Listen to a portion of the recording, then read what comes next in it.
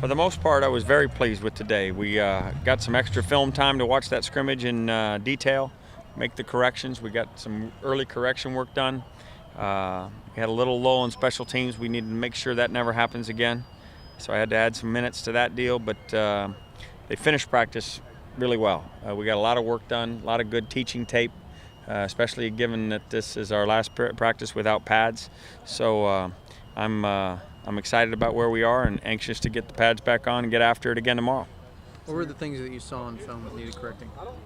Oh, just details. You know, it's doing some new things offensively, getting some new guys, and guys like Glenn Love in all kinds of new positions and so forth. So, but I'm telling you, it's encouraging to see where we are right now, and I think we have the makings of a good football team. That's certainly a far cry from being one, but I think we have the makings to be one.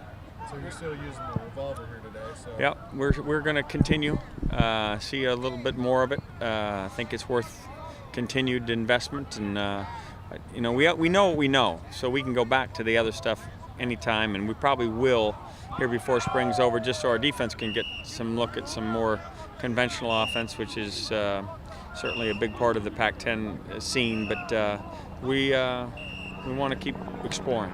You're pretty happy with what you saw from the scrimmage yesterday? There's enough to it to merit continued investment. Having looked at this scrimmage film, is there anybody in particular on kind of further review that really impressed you? Defensively, I was very pleased with,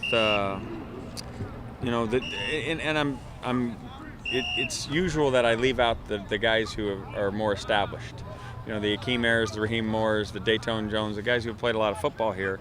I leave those out because they're kind of givens. You know, I'm glad that things are going well for them and that we're doing well, but my eyes are really on those guys who have to come for us to be the team we want to be. So I was very pleased with Love at linebacker. Laramore's having a great spring. I think Aaron Hester's coming as a corner.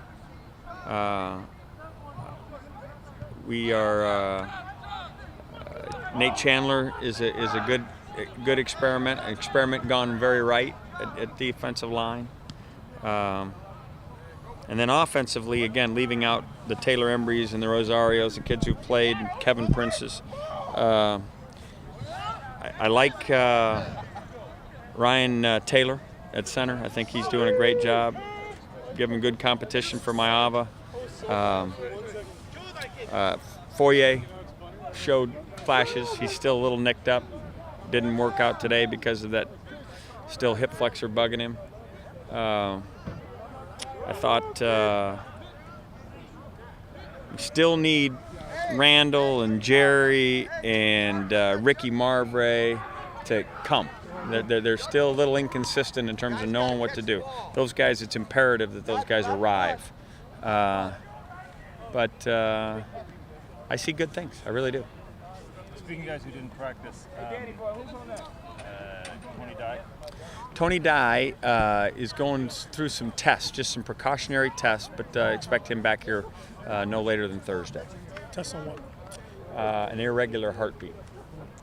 How did that get noticed, or how did that come about? He's taken some medicine for a condition, in one of the questions, so they looked at an EKG and just said, we would just check this. He's known about it for some time, but hopefully that'll come back and he'll be fine. Speaking of Glenn Love, what's the hardest part of the transition for him? What does he have to, get down from safety to linebacker? It's just making decisions faster. Okay. But he flashed in this scrimmage. He made a lot of plays and was playing both Will and Sam, and it's exciting for me to see him kind of embrace the new role. How's Dalton Hilliard? You know what? That's another name I should have mentioned. He's doing an outstanding job. Made some good plays. I think that is definitely moving into a position of confidence, and Mascarenas is just slightly behind that.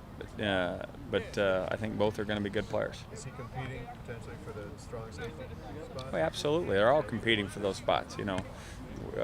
It's imperative that they show us that they can in these opportunities where they get to play. Westgate was in red today. Still stiff-necked, but I think he'll be ready to go. If not tomorrow, then certainly Thursday. Pollard. Pollard's still nursing a hamstring, but he's going to try to be there by Thursday. That's what he told me.